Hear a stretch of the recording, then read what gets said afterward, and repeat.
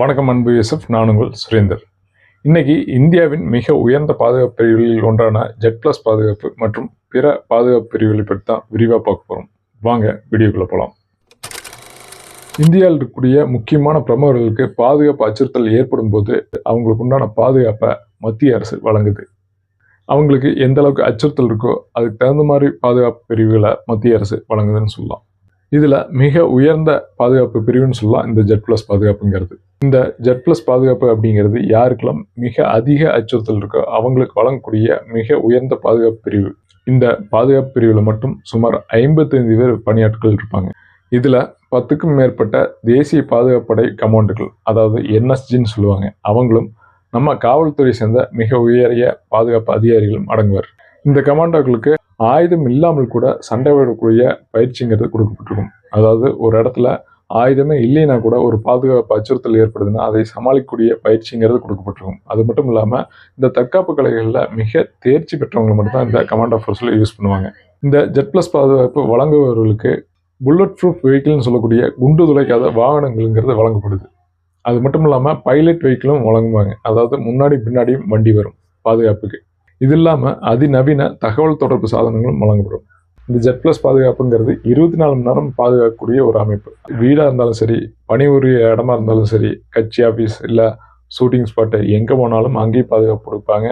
அரசு விழா எங்கேயாவது ட்ராவல் பண்ணுறாங்கன்னா அந்த ட்ராவல் ஆக மொத்தம் 24 ஹவர்ஸும் டைட் செக்யூரிட்டியை கொடுத்துட்ருப்பாங்க. ஜெட் பிளஸ் மட்டும் இல்லாமல் இந்தியாவில் பல வகையான பாதுகாப்பு பிரிவுங்கிறது இருக்குது. அச்சுறுத்தலோட அளவை பொறுத்து இந்த பாதுகாப்பு பிரிவுங்கிறது மாறும்னு சொல்லலாம்.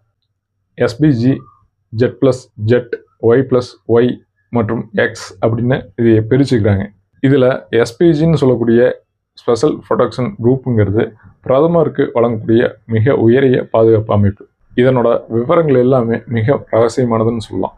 முன்னாள் பிரதமருக்கும் மற்றும் அவருடைய நேரடி குடும்பத்தினருக்கும் ஒரு சில சட்ட தேவைகள் இருக்கும் பட்சத்தில் இந்த SPG பாதுகாப்புங்கிறது வழங்கப்பட்டுள்ளது.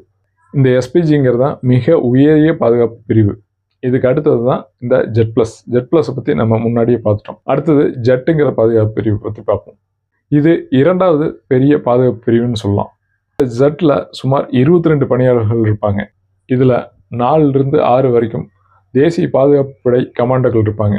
அது மட்டும் இல்லாமல் காவல்துறை அதிகாரிகளும் இருப்பாங்க.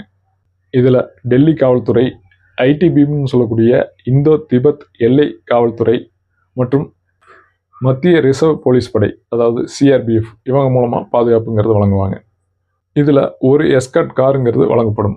இந்த லிஸ்ட்டில் அடுத்தது நம்ம பார்க்க போகிறது ஒய் பிளஸ் பாதுகாப்பு. இந்த ஒய் பிளஸ் பாதுகாப்புங்கிறது சுமார் 11 நபர்கள் பாதுகாப்பு பணியில் ஈடுபடுவாங்க. இதில் 2லிருந்து 4 பேர் தேசிய பாதுகாப்பு படையை சேர்ந்தவங்களாக இருப்பாங்க. மீதி காவல்துறை அதிகாரிகளாக இருப்பாங்க.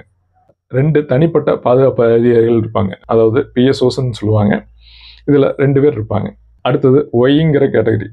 இந்த ஒயில் சுமார் 8 பேர் வேலை செய்வாங்க. இந்த 8 பேர்த்தில் ஒருத்தர் இல்லாட்டி 2 பேர் தேசிய பாதுகாப்பு படையை சேர்ந்தவங்களாக இருப்பாங்க. மீதி காவல்துறையை சேர்ந்தவங்களாக இருப்பாங்க. இதுலேயும் 2 தனிப்பட்ட பாதுகாப்பு அதிகாரிகள், அதாவது PSOஸ்ன்னு சொல்லக்கூடிய அதிகாரிகள் இருப்பாங்க. இதுக்கெல்லாம் கடைசி கேட்டகரி தான் இந்த எக்ஸுங்கிற கேட்டகரி. இதுதான் இருக்கிறதுலே குறைந்த பாதுகாப்பு பிரிவுன்னு சொல்லலாம்.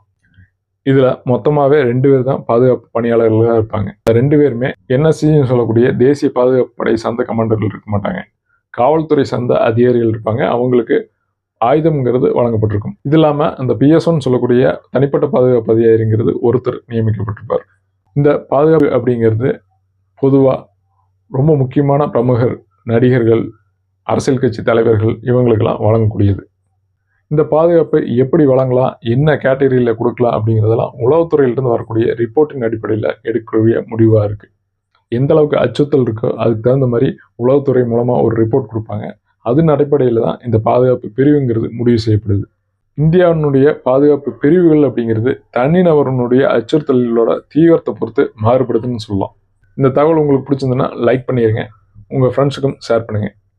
மறக்காமல் சப்ஸ்கிரைப் பண்ணி சப்போர்ட் பண்ணுங்கள் நண்பர்களே. மீண்டும் ஒரு வீடியோவில் சந்திக்கிறேன். நன்றி, வணக்கம்.